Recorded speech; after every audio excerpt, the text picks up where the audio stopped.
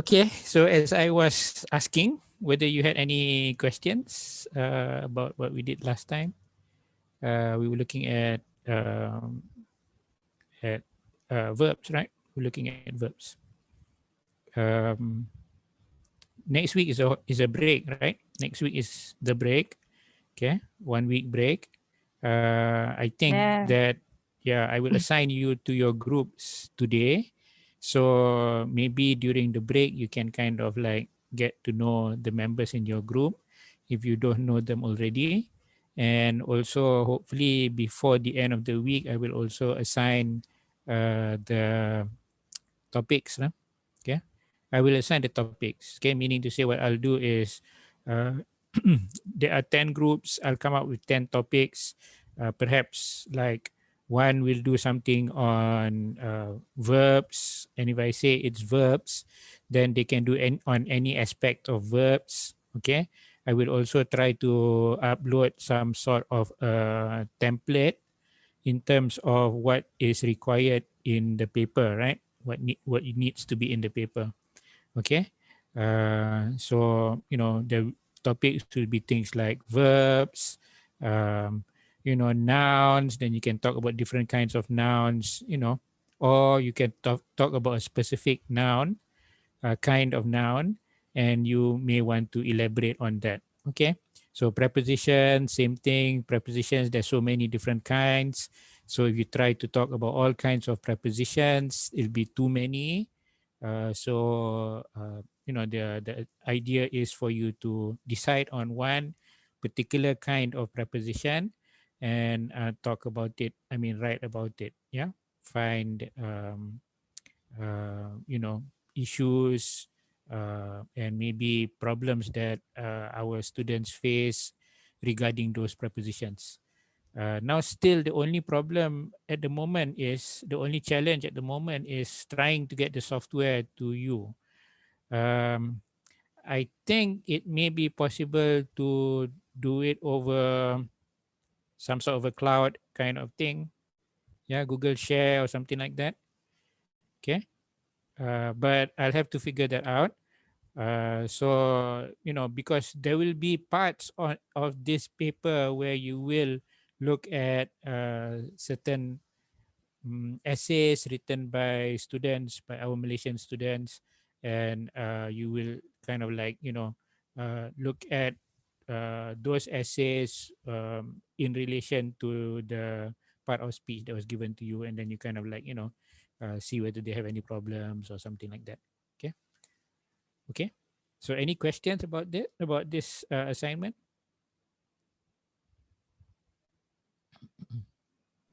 So far, no, doctor. Okay. So if there are no questions, then we'll start lah, yeah. Okay. I'll start by once again sharing screen. Okay, Oh, I know doctor. what I'll do first. I'll share this with you first. Okay. I've decided to, these are the groups, 10 groups. See whether your name is there. If it's not, I'll put it in. But I think I have all the names. And I will also upload it onto Putra Blast. Just, at the moment, just for you to get a general idea of where you are in terms of, groups and who you'll be working with. I said that I'll do it randomly. Unfortunately, I didn't do it randomly. What I did was just look at the name list and then assign the names according to the sequence. Okay, after having found the group leaders. Okay, so we had the group leaders, the first names for each group, and then we have the group members. Okay, all assigned according to the sequence in the name list for this course. Yeah. Okay, so is there anybody here who's not listed?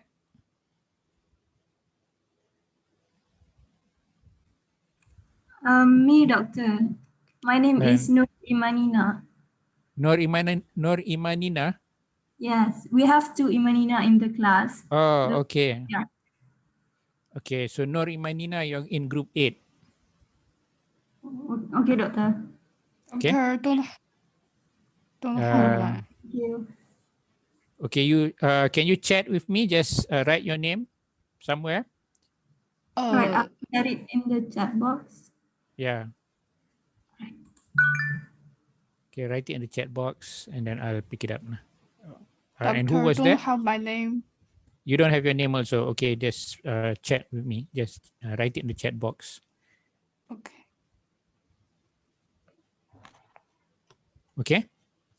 So this is the list and I'll put it up. So Nur Imanina will be in group 8. The other two who were there?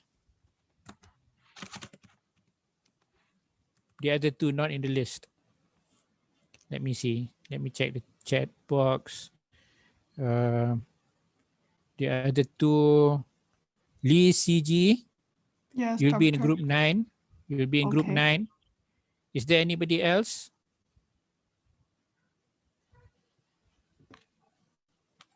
No, okay. So Nur Imanina in group 8, Lee CG in group 9, yeah? Okay. So yeah, so that's those are the groups and the people you'll be working with.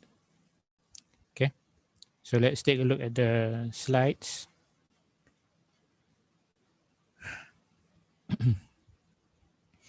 Okay, we were looking at all this, yeah.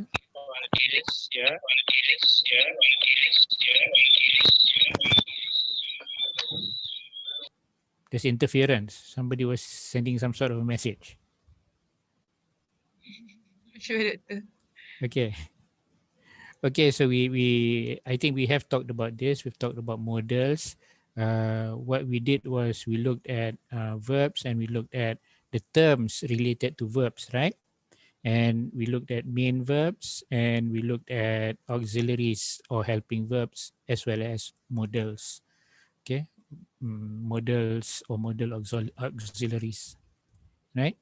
So these are some, I think important things to kind of like remember, because models, when you have models, modality, it's about all these different kinds of meanings, okay, and different degrees for which these meanings or these meanings can be expressed, okay, through use of models, okay. Um, and these are examples, levels of certainty, okay. How, for example, the use of one model will make it more certain in terms of high certainty, and the use of a different model would make it have low certainty in terms of occurring, yeah. And we also looked at levels of prediction here in terms of what the weatherman says, okay. So in terms of high probability and also low probability, okay. So when to use models, we discussed this to some extent, and um, you will express different levels of meaning when you use different kinds of models, okay. And we talked also or discussed briefly about can you help me and could you help me, will you help me and would you help me, and so on and so forth, okay. And the differences in meaning, yeah, okay. And this also we discussed the phrasal model counterparts, the fact that there are multi-word forms ending in an infinitive to, okay, which function like models, okay, and they tend to be more informal. So for example, can be replaced by is able to, will can be replaced by is going to, must can be replaced by have to or has to, and so on and so forth. They have basically the same meaning, okay. So these were the things that we were looking at, yeah, in terms of two terms that are linked, maybe three, yeah, because we consider models auxiliaries, and main verbs. 3 terms that are linked with verbs. Okay. So now we will look at a different term which is referred to as the linking verb, or sometimes also referred to as the copula. Okay. Uh, and what they do is they link the subject to what is said about the subject. Okay. So it's also a main verb, yeah, because every sentence has to have a main verb. So when you have something that is linked directly to the subject, like he is a teacher, so it's kind of like he and teacher is the same. Okay. It's linked in that manner. Yeah. It's linked in the sense that it becomes almost the same. He is a teacher, almost, I won't say synonymous, but in this particular sentence, it's the same thing because, the subject, he, you can say, okay, Ali is a teacher. So Ali and teacher, they are the same, right? The same person. Okay. So really what we need to pay a little bit more attention to is this concept of complements. Okay. And what you have here, when you have Ali is a teacher, is you have a subjective complement. It completes the sentence, yeah. So the subject and the complement, okay, they are equal. The subject is the complement. Subject equals to the complement when the linking verb is used. Okay. So so he is a teacher. It's obvious that he and teacher the same person, right? The same thing, same person, yeah, same subject. Okay. But if you take an adverb, okay, like upstairs, adverb of place, right? And you have he is upstairs, then is here is not really a linking verb, okay? Because he and upstairs, they are not the same, okay? Upstairs is a place, he is a person, right? Whereas here, he is a teacher, he is a person, a teacher is also a person. So basically, teacher and he, they're the same. That's why it's linking. It's I'm using this equal sign. Okay, he is a teacher, but in this case, he is upstairs. Okay, it's not a linking verb. Yeah, but it's more just an adverb, and this is the main verb. Okay, he is upstairs. So some words or some verbs like this can be considered linking verbs when they are used to express this kind of relationship between the subject and what is said about the subject. Okay. So for example, he is a teacher. He seems to be a teacher. He appears to be a teacher. Okay. So appears is also a linking verb. He remains a teacher, yeah, in certain circumstances, certain situations. Maybe that sounds logical to say. Okay, so he remains a teacher. He and the teacher still the same, right? He stays the teacher. He stays a teacher. Okay, once again, depending on the context, perhaps you can say something like that. Smells. Okay, you can't say he smells the teacher. If you say that, it's different. Yeah, it's not talking. It's not Ali smells the teacher. It's not like Ali and the teacher is the same. So smells here is not a linking verb when it's used like that. Okay, but if you say something like um, the soup or the food smells like chicken, for example. Okay, so the food and like chicken are the same. So smells acts as a linking verb. Okay. So it's different. Yeah. It's not a verb.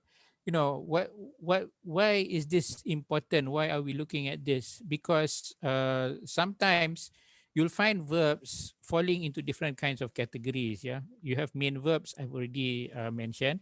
You've also got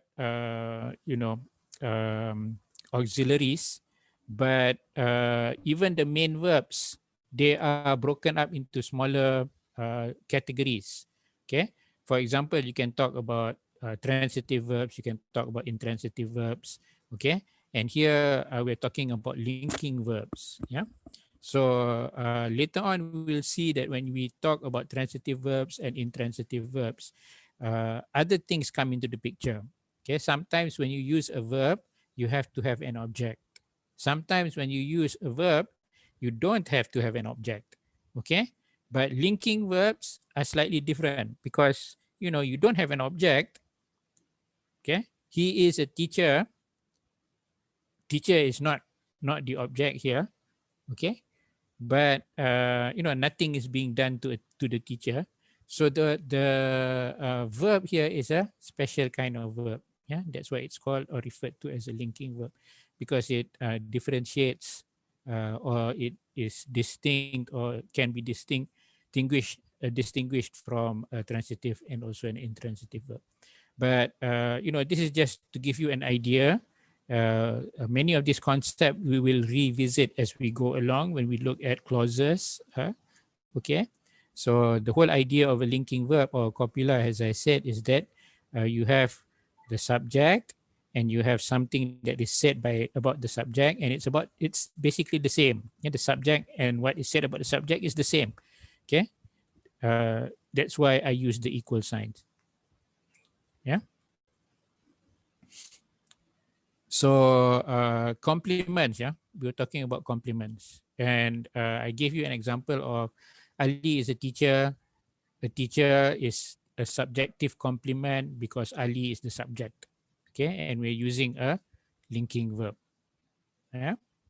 So compliments complete the sentence, and without it, the sentence will be hanging or incomplete. In addition to subject complements, okay, there are also object complements. For example, we elected Ali. Okay, Ali is just simply a direct object. Yeah, we elected Ali. Okay, we and Ali, they're not the same, right? So Ali is not a subjective complement of we, right? Okay, yeah, I mean Ali. This is not a copula. This is not a linking verb. This is a different kind of verb. It's a transitive verb. Okay, so anyway, we elected Ali. Ali is a direct object. We'll talk about all these things as we go along. Yeah. Okay, but we elected Ali president. Ali and president are the same. Okay, Ali and president, they are both the same. Yeah, Ali equals to president. Okay, so we elected Ali president. The president here is an objective complement. Why? Because this is an object, and president that's placed here, which is another noun, okay, is renaming Ali. Okay, so that's why it's a complement. It completes the meaning of what the person intends to say, and it's renaming Ali. So we elected Ali president, or we elected Ali as president. Okay, then we can consider president as an objective complement. So this is a complement. Yeah, the goal of the complement is just to complete things. Okay, you can't say he is, without having a complement to complete that sentence. Okay, in this particular situation, yeah, he is a teacher, right? Is the main verb. At the same time, is also a linking verb or a copula. Okay, so is can have many different names. It's a main verb, it's a linking verb, or it's a copula. Okay, so here it's also a subject complement. Yeah? It's also a subject well, is isn't a subject complement, but a teacher is a subject complement. Okay. Some verbs take on an adjective after the noun, as in object position, which can be considered as objective complements. Okay. So for example, he makes me crazy, right? Me and crazy. Yeah. They complete the whole sentence. Okay. Hay fever makes me crazy. Or COVID-19 makes me crazy. Right. Okay. You can't end by saying COVID-19 makes me. Right. It has to have another word there to complete the whole meaning of that sentence. Okay, so that's why you have COVID-19 makes me crazy, right? So this word is a is an objective complement, okay, because it appears after the object. Okay, so his diet kept him healthy. Same thing. You can't end by saying his diet kept him. Okay, you have to say his diet kept him what? Kept him weak, kept him healthy, kept him, thin, and so on and so forth. So this adjective, okay, crazy, healthy, these are all adjectives. They are also objective complements. Okay. So now we're kind of like moving away from parts of speech. We're looking at the functions of what these parts of speech do. Yeah. So although this is an adjective, okay, it's also an objective complement. Just now, we elected him president. President is a noun, but its functioning has an objective complement as well. Okay. You can say we elected him, but your intention is to say something more than that, right? We elected him president.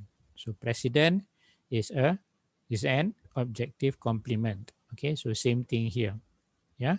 So sometimes these are things that we need to kind of like, people who are probably more proficient will not find that much of a problem with this. Okay. And definitely sometimes they just use it like that without even, I'm sure they don't even know what these things are called. Okay. But once again, as I said many times, for us, it can be helpful for us to know what to call these things. Okay. So that if we want to kind of like uh, read up a little bit more about grammar, and we find books that talks about complements, objective complements, subjective complements, then we know what the book is referring to. Okay, so that's why all these terms are important for students who study TESOL and English and languages. Okay, so these are also other examples here. I thought it odd. Yeah, of course, there is ellipsis. Do you know what ellipsis means? Do you remember? Ellipsis. Don't remember. Nurul Imanina, you don't remember what ellipsis means. Anies, No. do you remember? No. Anybody remembers? How do I say? The three dots. The dot. Dot, dot, dot. What does dot, dot, dot mean?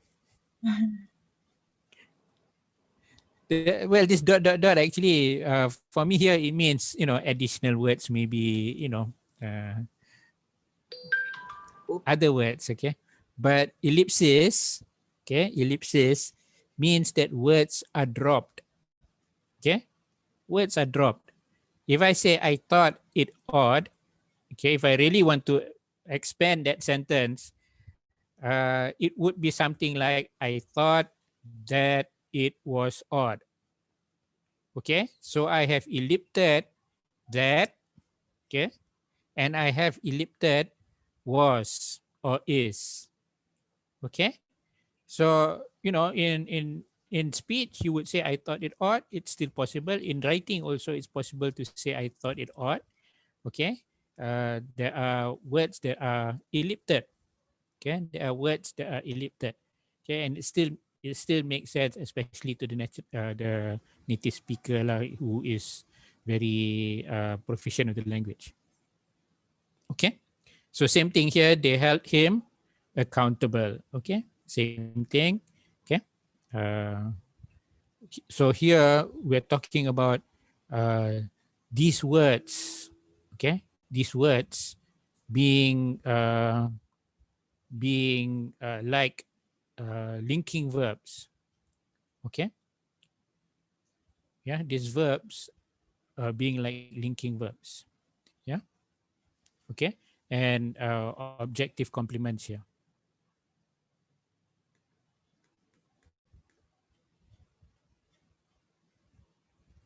I'll take that back. Yeah, I'm not talking here about um, these verbs has linking verbs. I'm talking more about the use of these words here at the end as objective complements. Okay, I think the linking verbs are more limited to these kinds of words. Yeah, this kind of verbs.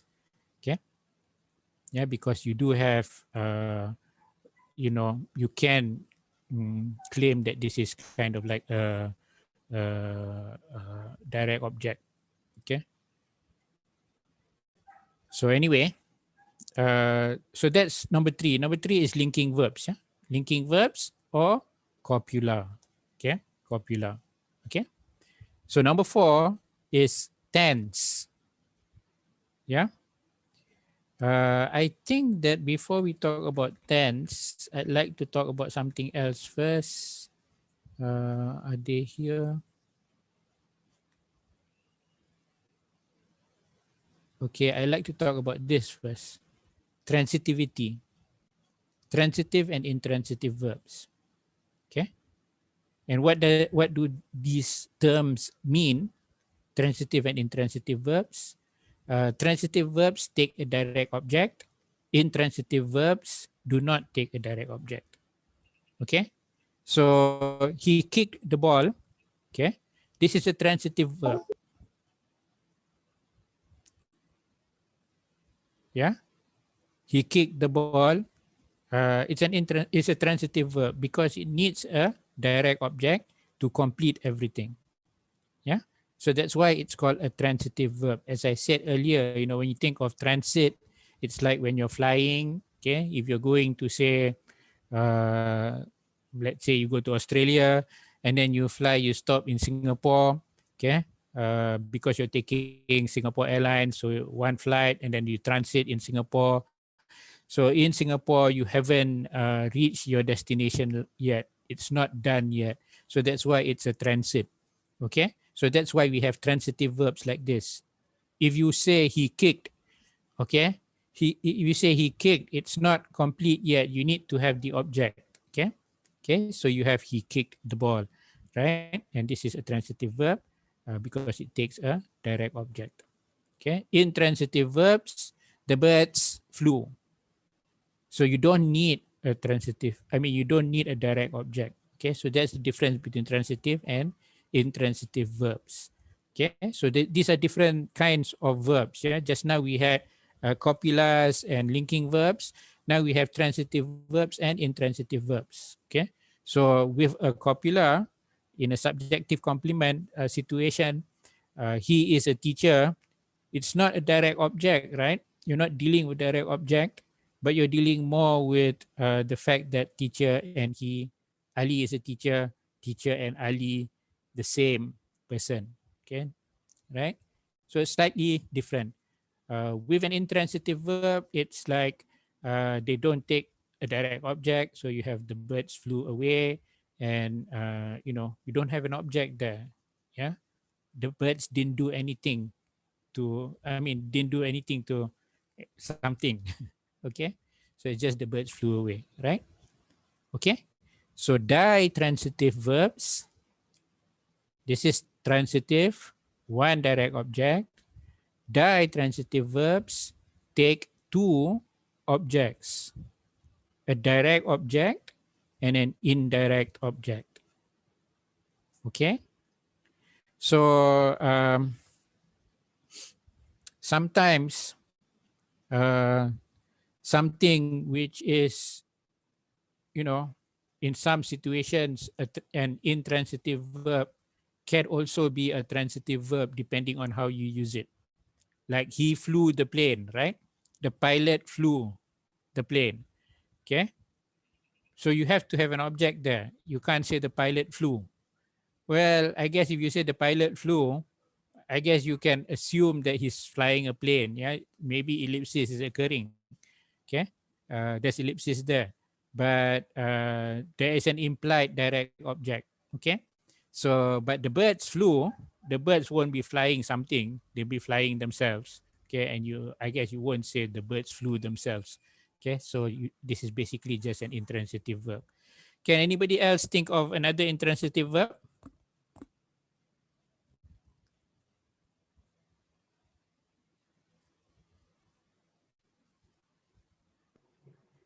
Any suggestions?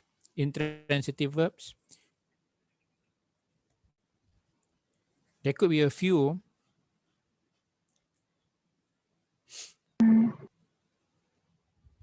Sorry. Any suggestions? How about sleep? Yeah. Yeah. Yeah, so to sleep. Right. Sleep. Sleep. Would it be an intransitive verb? Yes, Yes. Yeah. I guess. Okay.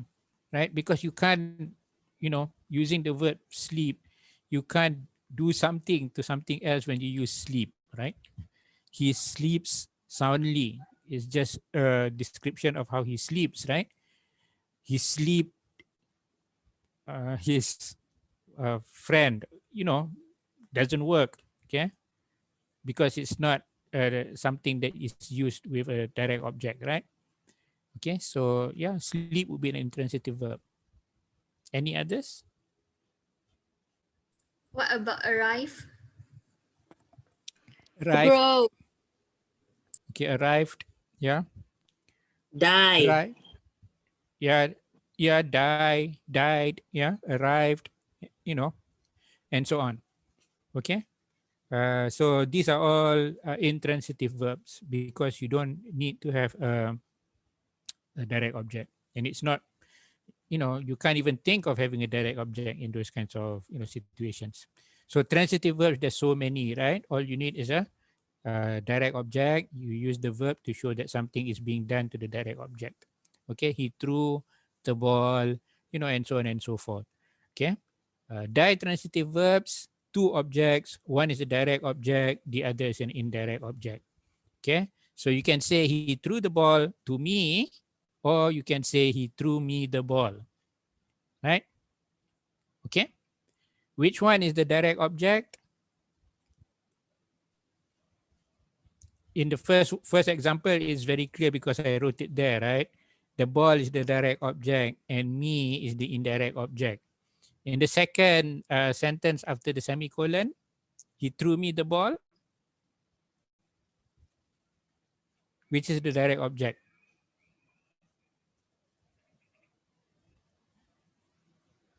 It's still the ball, yeah? Because the direct object is the object that the verb acts upon. Okay? So he threw the ball, right? That's what he threw. Okay? You can't say that he threw me, right? It's not me that he threw. He threw the ball, okay, to me. So regardless of where you position me, whether it's after threw or after the ball, okay, the ball will still be the direct object. Okay? Ellipsis also is used here. He threw me the ball. He threw, um, yeah, he threw me the ball. No ellipsis. Okay. How about the second bullet? He bought a gold ring for his wife. Direct object, or he bought his wife a gold ring. Direct object. Gold ring is Gold direct. ring. Yes, exactly. Okay, gold ring is the direct object because this is what he bought. Okay, and the indirect object is his wife, right? Because this is what receives the direct object. Okay, so his wife is the indirect object. Okay, so I wanted to go to this first because I thought that it'd be good to kind of like contrast transitive verbs, intransitive verbs, with linking verbs. Yeah. So you have three different kinds of verbs. Three different categories of verbs.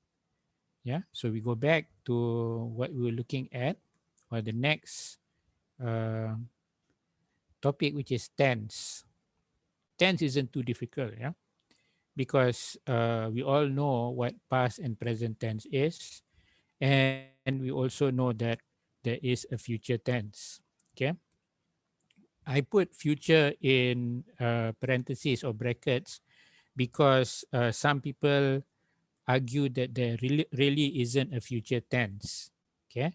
What this means is their argument is actually based on this. Yeah.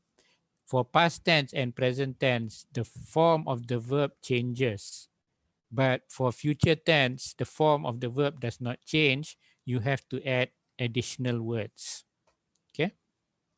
Like, for example, if you want to talk about, uh, you know, tomorrow, okay, you have to say, I will go to school tomorrow, or I will go to school, yeah, tomorrow, right? Okay. So you don't change the form of the verb. The form of the verb is still go, right? But that doesn't, it's just a very minor issue, whether there's three tenses or whether there's two tenses, whether there are two or whether there are three tenses. Okay. But we know about past and present. Yeah. So tense relates the meaning of the verb in relation to a time scale. Yeah. Present and past. Hold on for a while.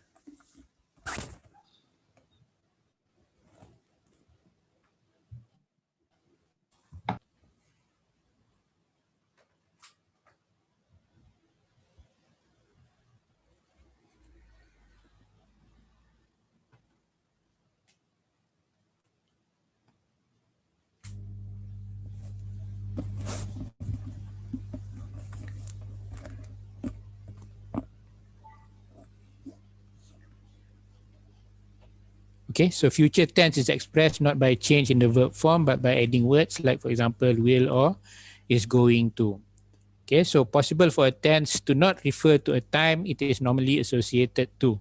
What this means is when you have a sentence like, we tend to sometimes get a little bit, you know, maybe our students will tend to get a little bit confused if they stick very, very closely to this idea of past and present, and ed means past, no ed means present, uh, because simply there are times when we can talk about things that are not related to that particular time. Like, for example, when you go there, please ring the bell. This is not present time, right? Yeah, if you say when you go there, please ring the bell, this is not present time. Okay, so tense and time may not necessarily have the same kind of, a direct one-to-one relationship. Okay, when you go there, please ring the bell, this is about the future. Yeah, we're talking about things that you're going to do later on when you go there, although we're using go, which is a present tense verb. Yeah, uh, to talk about something that is in the future. When you go there, please ring the bell. Same thing. Okay, ring the bell. Yeah, which is also a present tense form verb, but it's about the future, right? So a little bit of confusion, yeah, in relation to that. So we should be very careful when we talk to our students about past and present. Yeah, past isn't so bad, but present sometimes can be quite quite misleading. Yeah. Okay, so number 5 is aspect. Okay, what does aspect refer to? It refers to the manner by which a verbal action, a verb, okay, is experienced or regarded. Namely, whether it is complete or in progress. Okay, so what does this actually relate to? They relate to perfect and continuous. Perfect means that it is completed. Continuous or progressive means that it is in progress. Okay? So aspect talks about whether it is completed, the verb, the action is completed, or whether it is in progress. So if you have, for example, he is walking to school or he is eating his breakfast. This is in progress, right? He is eating his breakfast, right? It's in progress. Okay, when you say something like that, you can imagine somebody, he eating his breakfast. But if you say he has eaten his breakfast, that means it is complete. Okay, it's complete. He has eaten his breakfast. He's no longer eating breakfast anymore. He has already eaten breakfast. Okay, but how do you differ? How do you differentiate between he has eaten breakfast and he had eaten breakfast? What difference in meaning do you get?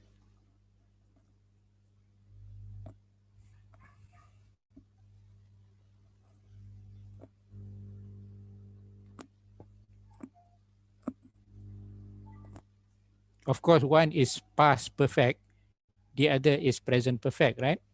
He has eaten his breakfast is present perfect.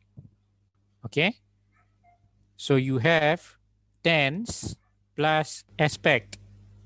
Okay, present has, yeah, tense. Okay, eaten, aspect, perfective, right? So has eaten is a present perfect tense. Okay, right? Has eaten, it's present. Had eaten is past in terms of tense. Okay, and aspect, it's perfect. Okay, so had eaten. Okay, so the difference between he has eaten breakfast and he had eaten breakfast is that with had eaten, it means it's a little bit further back in time. Okay, normally you would have, maybe in a single sentence, you would have two clauses perhaps. Okay, so you can have something like, when the policeman came, he had eaten breakfast, right? So two things happening in that one sentence. One is the policeman came, which is in the past. Okay, when the policeman came, he had eaten breakfast is also in the past, but further back. Okay, you won't say when the policeman came, he has eaten breakfast. Okay, because it's like kind of like, it's still in some ways still possible but very unlikely lah. It's kind of like when the policeman came, he had just finished eating breakfast. Okay, fine. Okay, but to say that you use the had eaten to distinguish two things happening at the same time in a sentence, and one happening first before the other. Okay, so this would be using aspect, yeah, using aspect, had to show perfective. Okay, so similarly with continuous, you have he is walking or he is eating and he was walking and he was eating, right?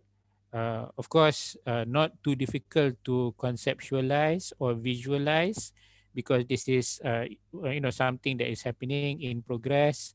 Okay, except that with is, then it's right now, this is what he is doing. Okay, with was, this is about something that maybe happened in the past and this was what he was doing when something happened or something like that. So if you say something like the policeman came when he was eating breakfast, two things happening at the same time. Okay, yeah, right. So aspect combines with each other and with tense to form different verb combination.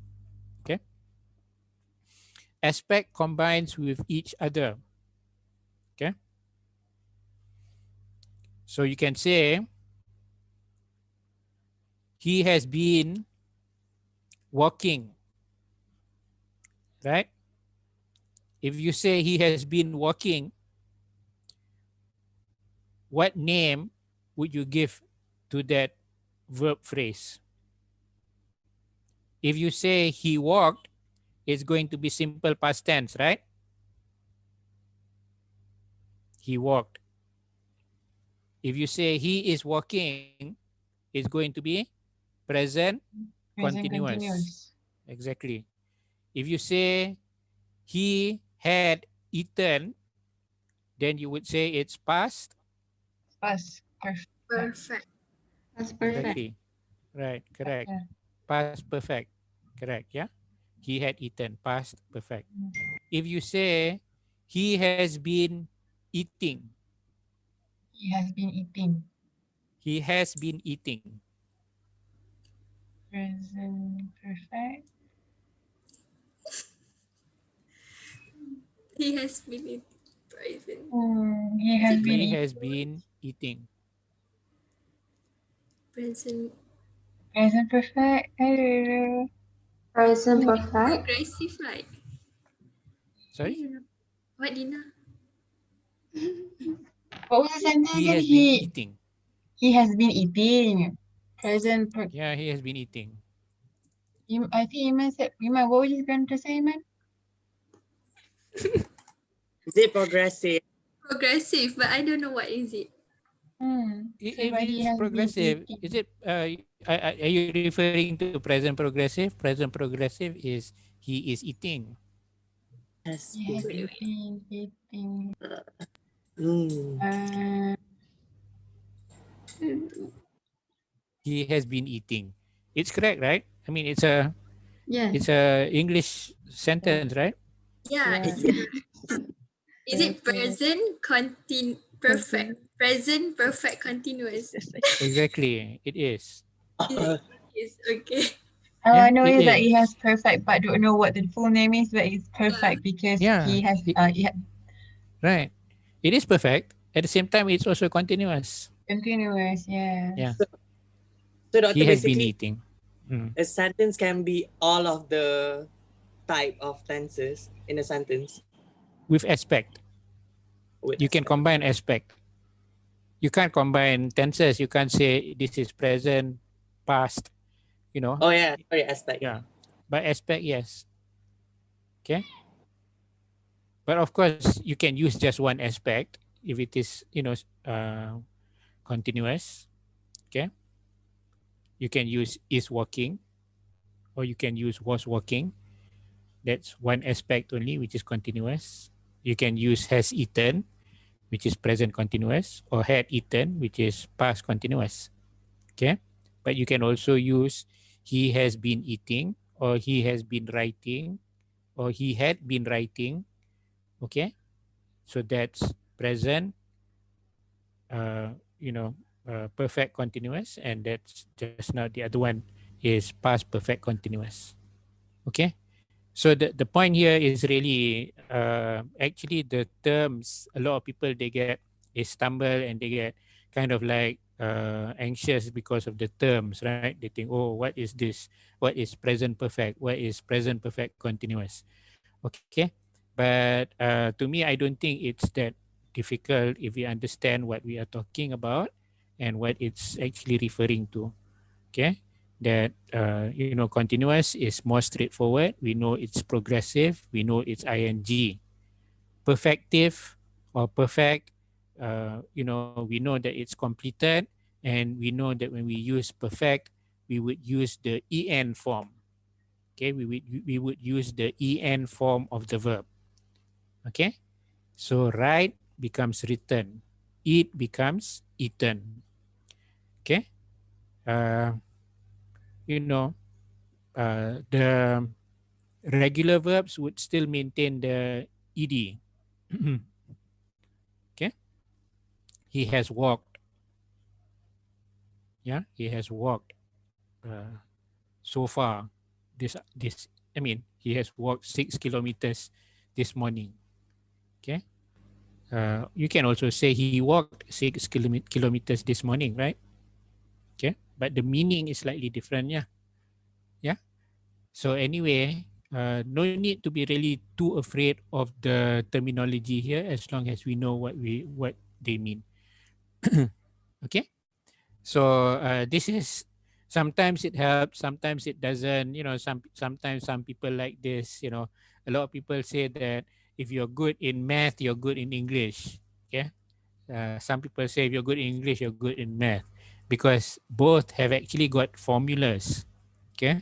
It's just that we don't really realize it, but in our heads the formulas are playing out. Yeah, we're actually using the formulas. Okay, and this is just an attempt by some scholars to kind of like show how these formulas are being used. Okay, like for example, a tense. Every verb has to have a tense, whether it is present or past. Okay, so if you use a tense, and these are curly brackets, yeah, curly brackets mean that they are optional. If you want to just use the tense and a verb, like in a simple, uh, simple past tense, then you would have something like he walked, right? Okay. But if you use, say, have, okay, perfective, then you must use en. Okay, have is the whole family of have, has, had. Okay, the auxiliary verbs that are used, the auxiliary or helping verbs that are used with perfect tenses or perfect aspect. Okay, so have, has, had. If you use that, then you have to use the en for the verb. Okay, so this is important. Yeah, because sometimes we find our students saying he has walked, no ed, or he has eat. Yeah, no eaten, or he has ate. Okay, some dialects they use that he has ate. Okay, whereas when in standard English it should be he has eaten. Okay, because it's a formula. In a sense, it's a formula. You use perfect, it comes together with the has, have, had, plus the en form of the verb. Okay, so what it means is, it means that, if you use present, it means that something has just been completed. Okay, I have finished my homework. Okay, it's different from I finished my homework. Yeah, if you got homework to do and you're doing it, okay, and you're so happy that it's completed, you don't say I finished my homework. You say I have finished my homework once, immediately after you have done your homework, after it's been completed. Okay, so that's perfective. It shows that it is completed. Okay, so if you're using have, then en has to apply. Okay, so if you use present, perfect, and the verb, then it becomes present, have, which is present. Okay, um, have eaten. That's present perfect. Okay, if you want to use both perfective and progressive, then have and en, they still have to apply, except that the en is applied to be, which is the other helping verb.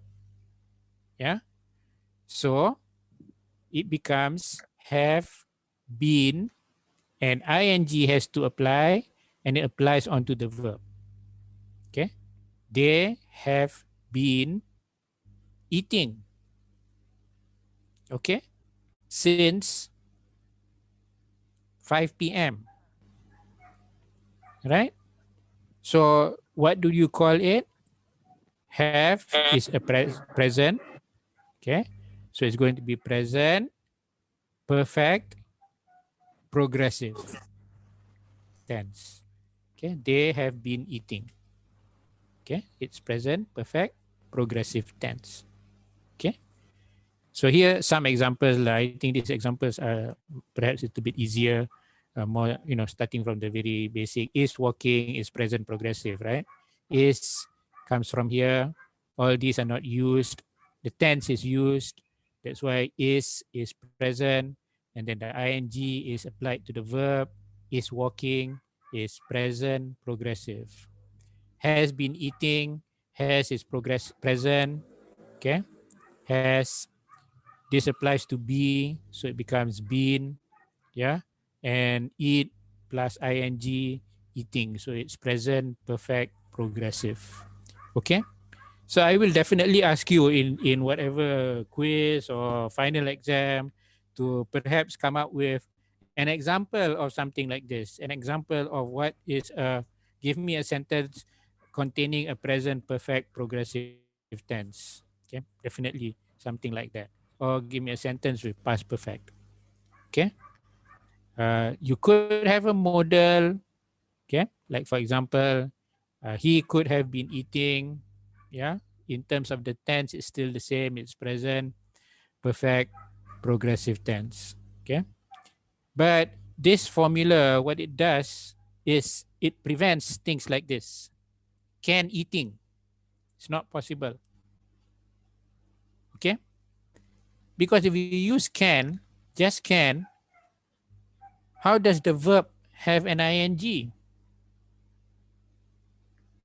If you want to use ing, then you have to have he can or he could be eating, which is fine.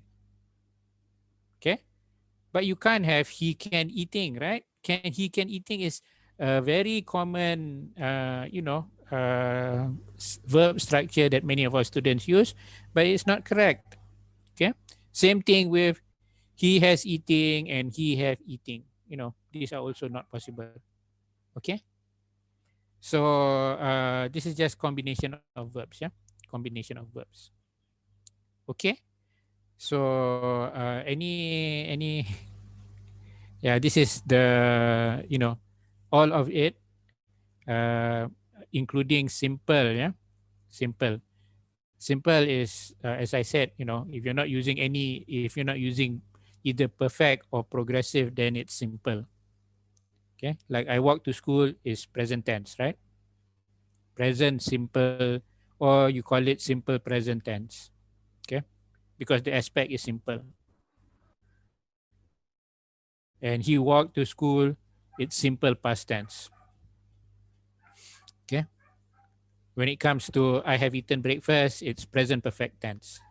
And then you have past perfect, you have present progressive, and so on and so forth.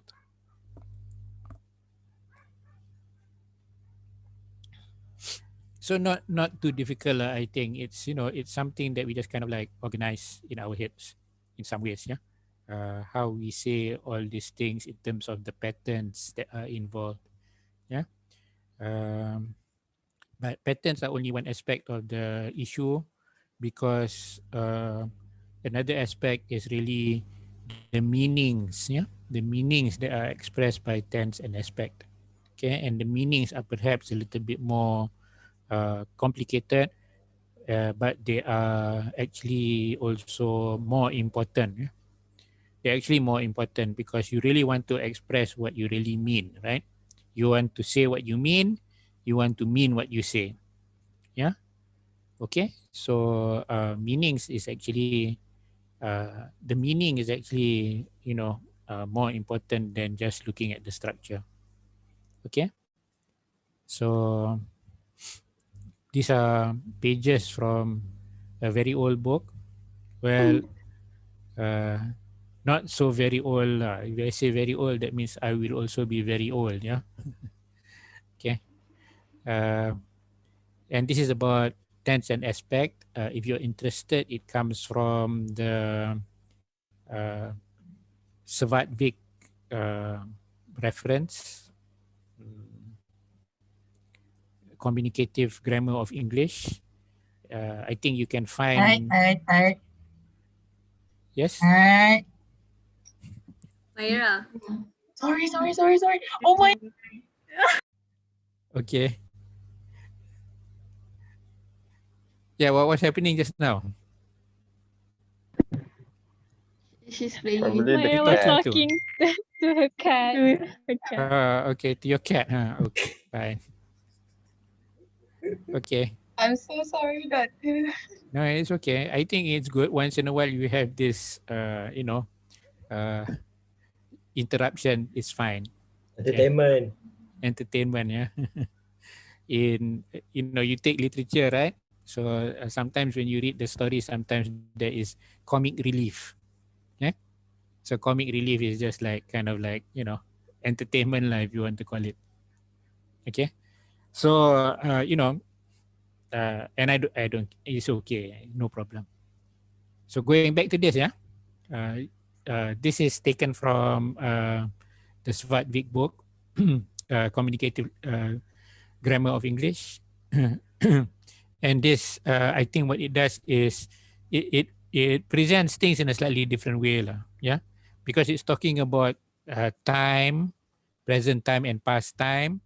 And it's got this, all this present progressive, all these different terminologies. And you'll notice that some of them actually, although you have present, perfect, progressive, it's still talking about past time. Okay, it's not talking about present time. Okay, despite the fact that it's referred to as present tense. Okay, if you say I've been waiting for an hour, okay, you're not really talking about just the present time, but you're also talking about something that happened in the past. Okay, because if you say I've been waiting for an hour, that means when you say that, you're referring to 1 hour before before that as well. Okay, because you've been waiting for 1 hour. That means 1 hour ago you were also waiting, right? So although you say I have, which is present, okay, it's actually to some extent also referring to past time. Okay, so these are timelines, yeah, timelines. And I think timelines are also very useful, especially for us to understand the meaning of what is said, yeah, in terms of where or when it occurs in time, right? Maybe also if you're going to go out and teach, maybe a timeline also would help our students understand things better, yeah. Okay, so let's just take a look at some of these, yeah. Okay. For example, here you have I like Mary.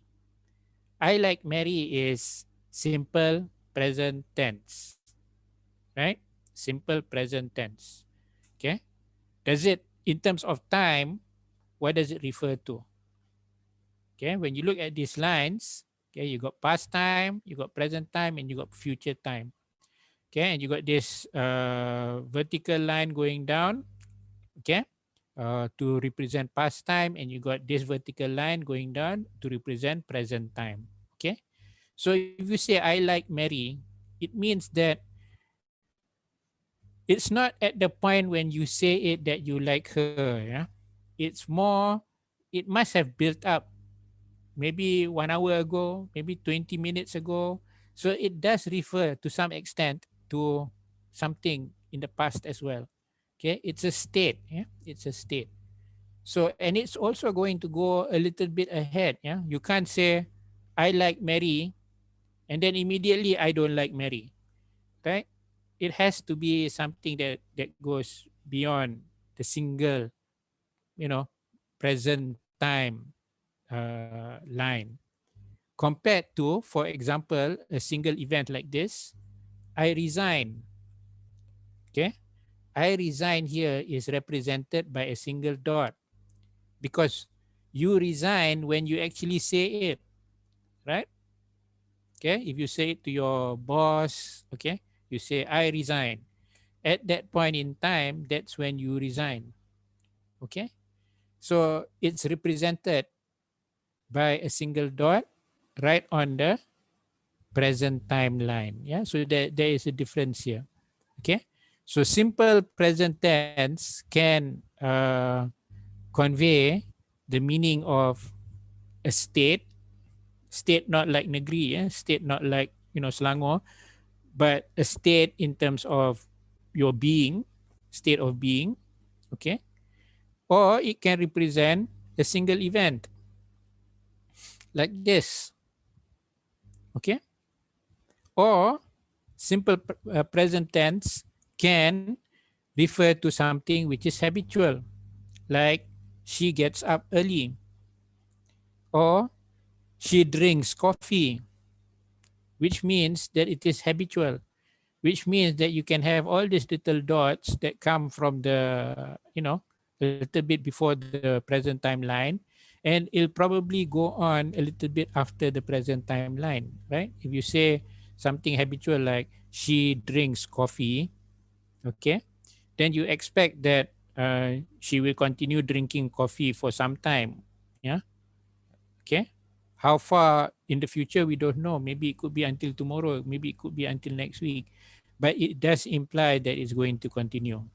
Okay. And it does also imply that this started some time back. Okay. So, talking about simple present tense, it's not just simply about the structure of the sentence, okay, that it doesn't have an s if it is first person, okay, singular, if second person singular, I mean, then third person here you get an s, and so on and so forth, okay. But it's more also in terms of what does it mean, and how can we represent it in terms of when it occurred in time. Okay, so you got other things like this. Yeah, this is of course not a, this is a Western example, right? Okay, nobody does this in Malaysia. Okay, I mean,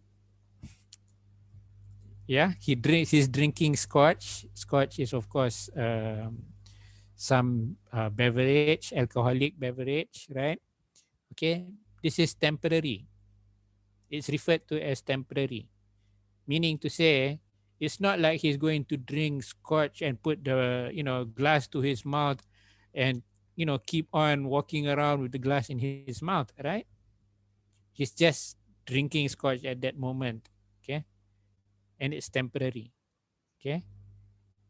If you say I'm studying at UPM, okay, it's present, right? Yeah. Yes.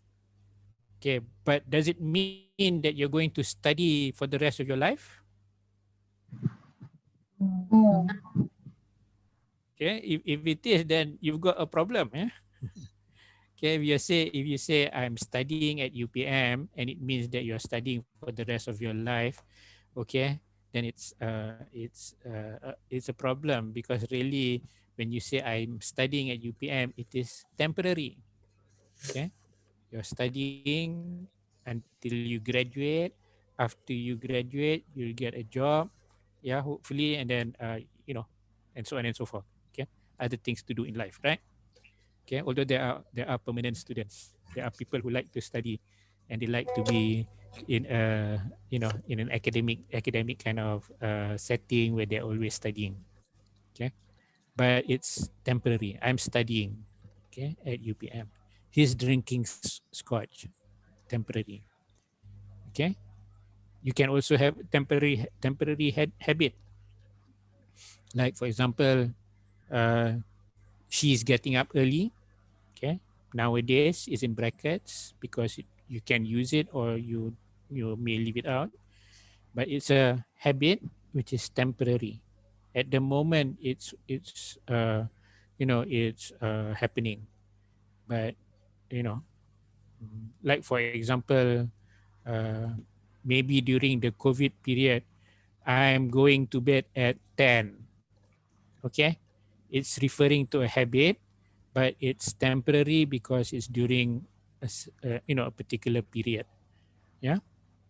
Okay, so when you look at all this, there's so many things that I think it helps to better understand how the language is used, especially in trying to express meaning. Yeah. Okay. So I'll give you just a little bit of time to look at this and the next page. Okay. And look at some of the different kinds of meaning, even when you use simple past. Okay. Uh, yeah. And how it's represented in this diagram.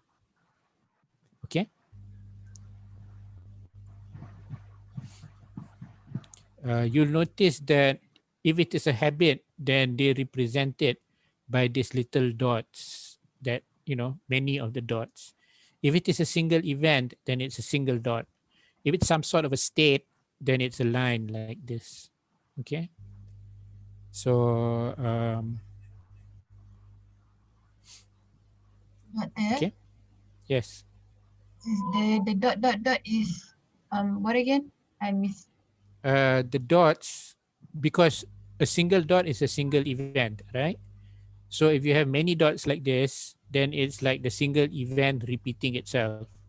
If it's repeating itself, that means it's a habit, right? Okay.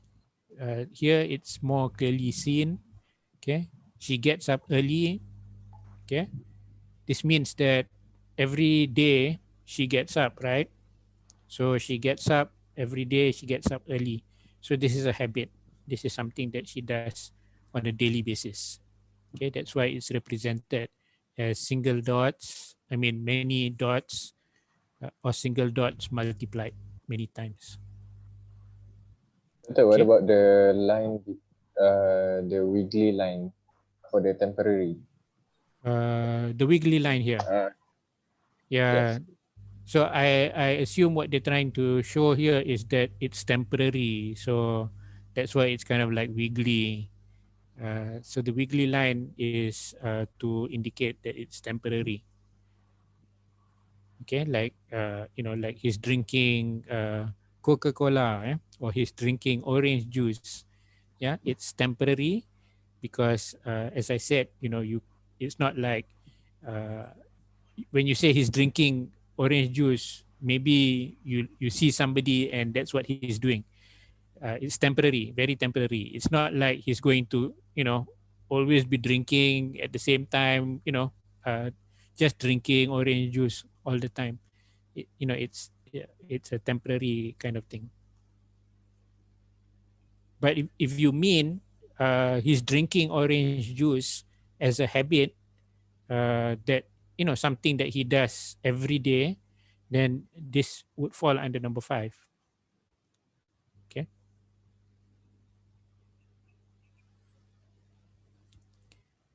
Okay, so you got examples of this present perfect progressive.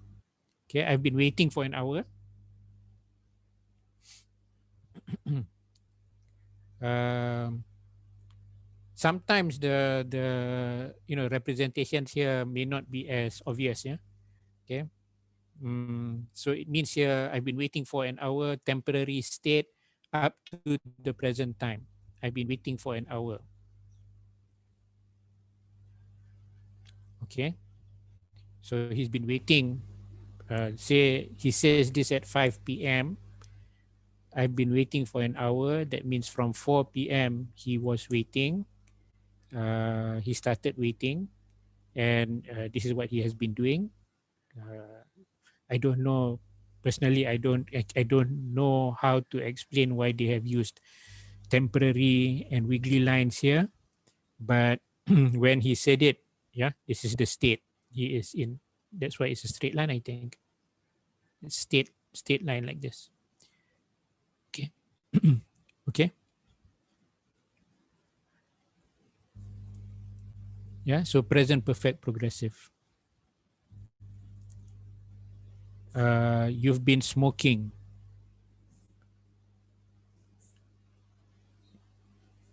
Yeah. So with present result.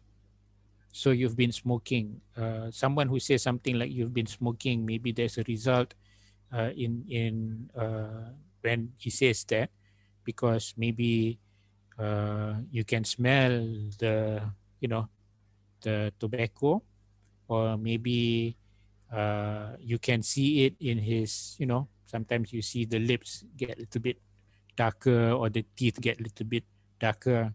Okay, so that's the result.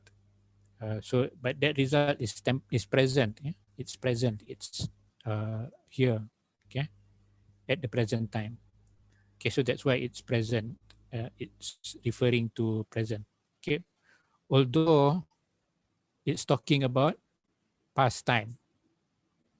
Yeah, although we're using the present progressive perfect progressive, it's talking about past time.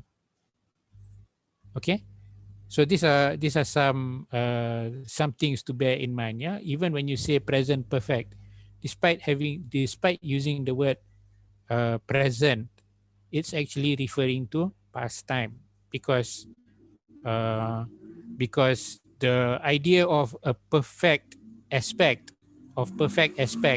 is that it's completed. Okay, so if it is completed, then it must be, must have started in the past. How can it be completed if it is still occurring, right? Okay, so that's why sometimes tense and time are a little bit confused. Okay, so if you got here the past tense, you got the past progressive.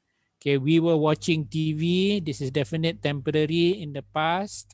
Yeah, and here this is the past line, past timeline. Okay, and here they're using wiggly lines.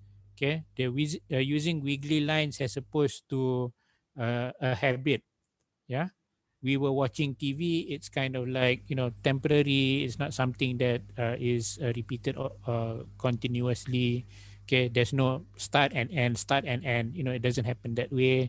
Okay, it's kind of like continuous but temporary. You're not going to be watching TV all your life, right? In the sense that you won't be sitting in front of the TV without taking a break, or going to sleep, and so on and so forth.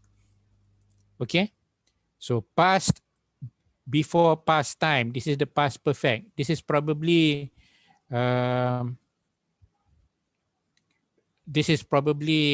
how most of us will use past perfect. Okay, past perfect is a bit of a problem, yeah, because sometimes there's overcorrection. Many people nowadays, many of our students, even at the universities, they like to use had. Okay, I don't know for what reason, but they use had so many times. Okay, but had is generally, as I said, the most obvious use of had is when you're talking about two things, right? And you're trying to show that one happened before the other. Okay, the example I gave was the policeman came. When the policeman came, I had eaten breakfast. Okay, so two things happening. One, the policeman coming, and secondly, eating breakfast occurred before the policeman came, because you see I had eaten. Okay, so same thing here. I had visited the island before. Two things actually. Okay, I had visited the island, and before is uh, in the past. Okay, so it's here, right? Okay, I had known him since birth. This is it's a state. Okay, and so on and so forth. You can take a look at this. Okay, and you also have future time. Okay, with respect to future time, as I said, the verb doesn't change. Okay, the verb form does not change. You don't have auxiliary verbs, but you do sometimes have modals to help out. Okay, or you do have auxiliary verbs here in present progressive. Okay.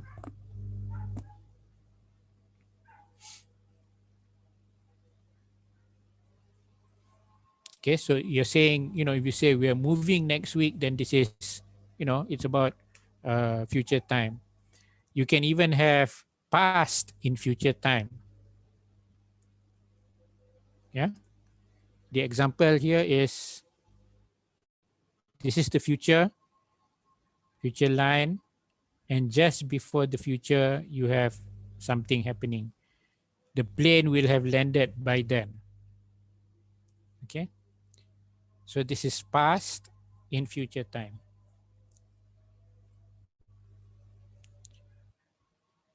This is temporary future time. Astronauts will be sleeping at 4 a.m. and so on and so forth. Yeah. So Betul. so the point that that I think is being made by this is that meaning is something that we have to pay a lot of attention to. It's not just about the form of the verb phrase, but also the meaning that we really want to convey. Okay, so I'm going to take a very short break, say about 5-10 minutes. Okay, and then we'll come back in about 5-10 minutes. Now it's 4:30, say about 4:40 or 4:35. Okay. Can. I mean, yes, Doctor. Sure. Okay, doctor. 10 minutes, right? Okay.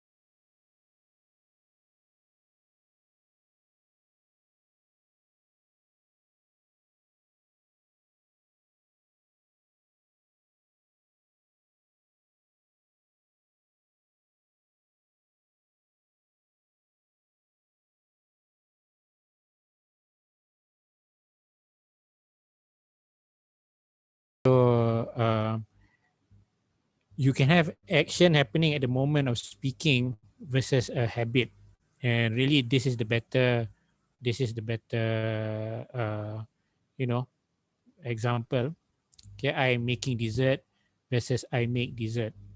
Okay, there is a difference, right, between this I am making dessert, okay, and I make dessert. Yeah, I make dessert could be either a permanent situation or it could be a habit, right? I make dessert, okay. Whereas I am making dessert, it's a temporary event. Yeah, of course, it's something that begins and is going to end, but it also shows that it's happening at the moment and it's also a temporary event. Okay. Similarly, why are you wearing glasses? Okay, it's a temporary event. Yeah, compared to why do you wear glasses, which is more of a permanent situation, right? So the answer to these questions also would be different, right? Why are you wearing glasses and why do you wear glasses? Okay, they could be different, because why are you wearing glasses is not, you're asking someone who normally does not wear glasses, right? And suddenly you see him with glasses and you ask him, why are you wearing glasses? Okay, maybe it's a joke, or maybe he wants to be in disguise or something like that. Yeah. Whereas if you say, why do you wear glasses, it could be a more permanent kind of thing. It could be a statement of a reason that's required, right? You wear glasses when your eyes are not as good as they were, or when you can't see very well, right? So they are different things, right? They are referring to different things. Okay, so it does make a difference what you actually use, whether it is simple present or present progressive. Okay, specific event versus general situation, same thing. What are you doing on Sunday versus what do you do on Sundays? Okay, what are you doing on Sunday is referring to a specific Sunday, right? And it's something that you may do on that one particular Sunday, but may not do on another Sunday. Okay, but if you ask what do you do on Sundays, okay, then it's something different, right? This is present progressive, whereas this is simple present. Okay, so there's a difference in the meaning of the questions. Yeah, and it's expressed through the correct use of tense and aspect combination. Okay, present perfect versus present perfect progressive. Okay, if you say I have been teaching for 25 years as compared to I have taught for 25 years, yeah, there is an implication or a connotation of what's going to happen. Okay, if you say I have been teaching for 25 years, it means or it implies, okay, that mm, you probably continue teaching.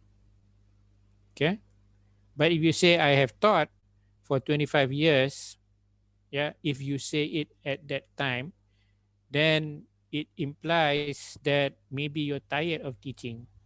Okay, I've taught for 25 years. Yeah, because the implication is that it's done. Okay, I mean, I have taught for 25 years. I've been doing this for a very long time. Okay, so there is this, implication. Although sometimes some of our students may not be at this level of trying to make a distinction between the two, but sometimes in certain situations it may be important to make this distinction. Okay, but generally if we are dealing with not very proficient students, then we shouldn't be paying too much attention if it doesn't lead to any misunderstanding. Okay, but if we're dealing with very proficient students, then maybe we can pay a little bit more attention. Okay, so it depends a lot on who we are teaching. Yeah? Okay, but there is a difference, yeah, whether you use a present perfect tense or whether you use a present perfect progressive tense. Okay, if you say, for example, uh, I have been living in this house for 25 years, and I have lived in this house in 25 years. Do you think that there is a difference? Do you feel that there is a difference? Yes. Okay. So the difference would be more or less the same here, right?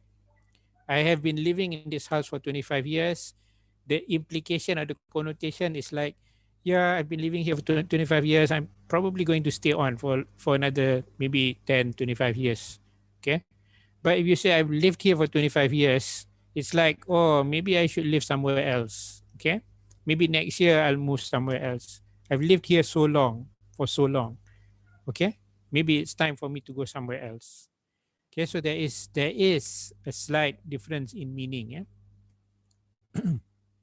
So simple past versus present perfect. I went to the barber. I have gone to the barber. Yeah. Any difference in meaning?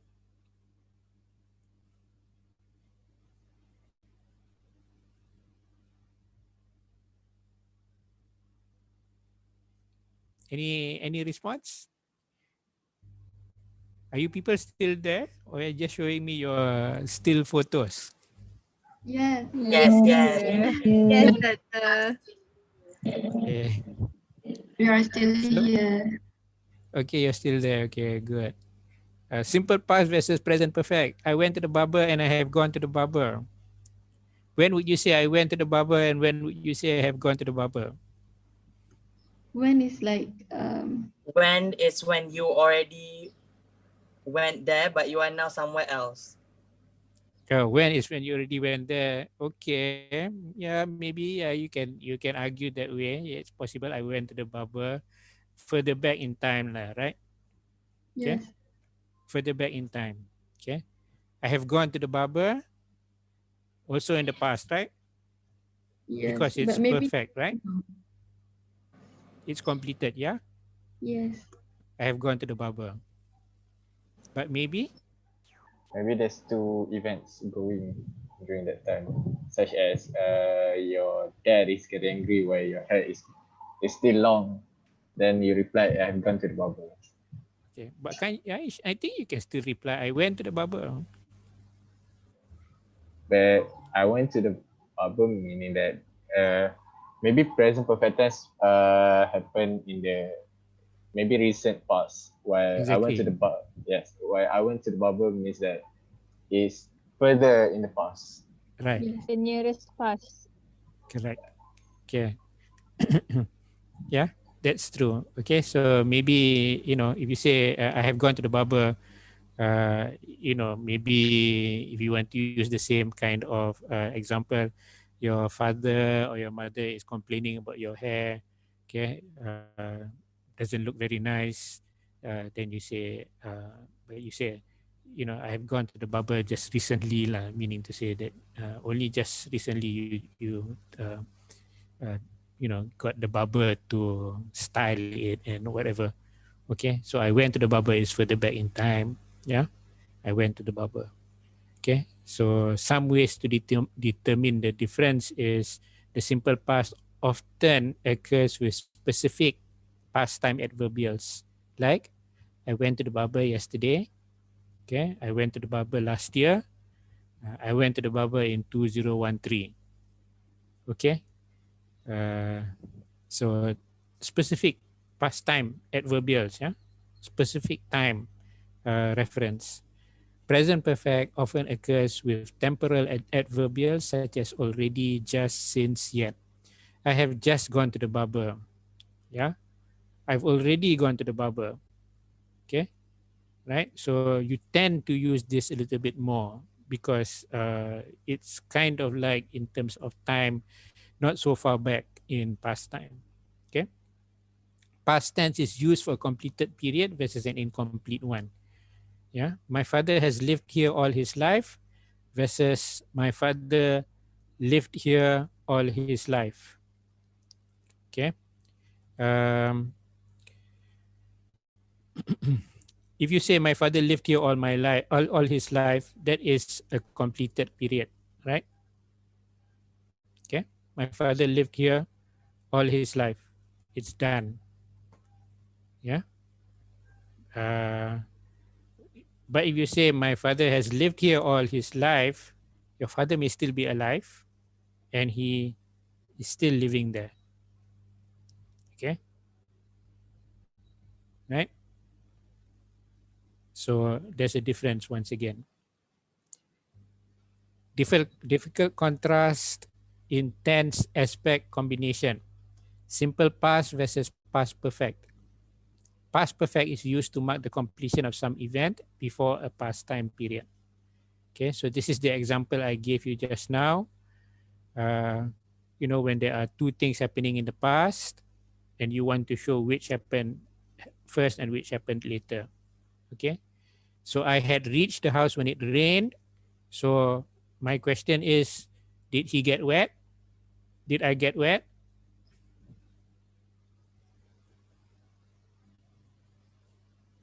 No, because he had reached the No. house.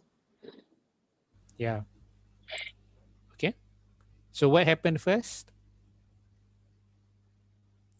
Reach the house. Happened Yeah. first, then it rained. Yes, and then it Right. rained.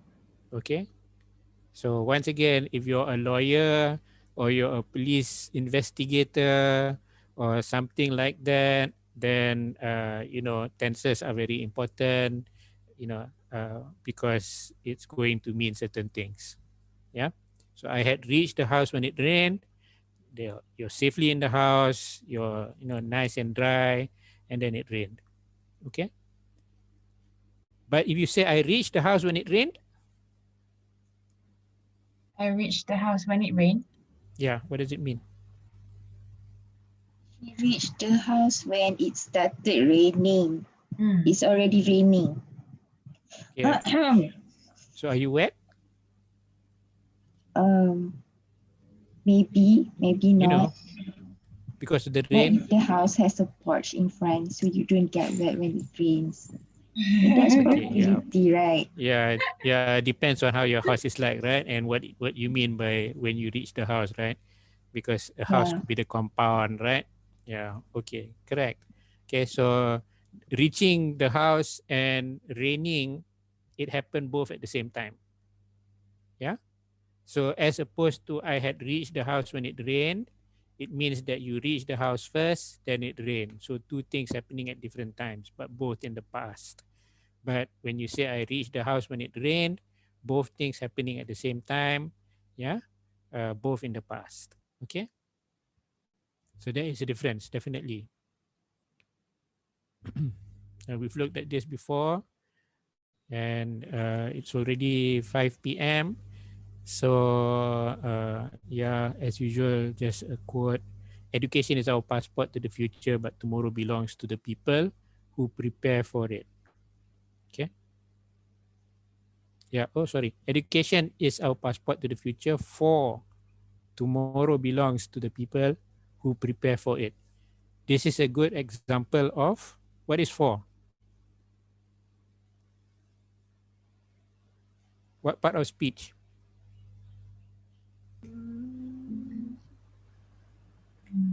You forgot already. Conjunction. Okay. Conjunction. Conjunction. What kind of conjunction?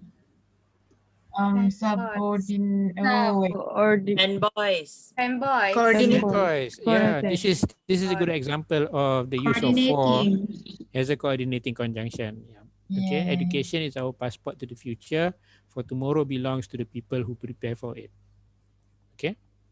So that's it. The end. Yeah. So I'll just close this and I'll stop share and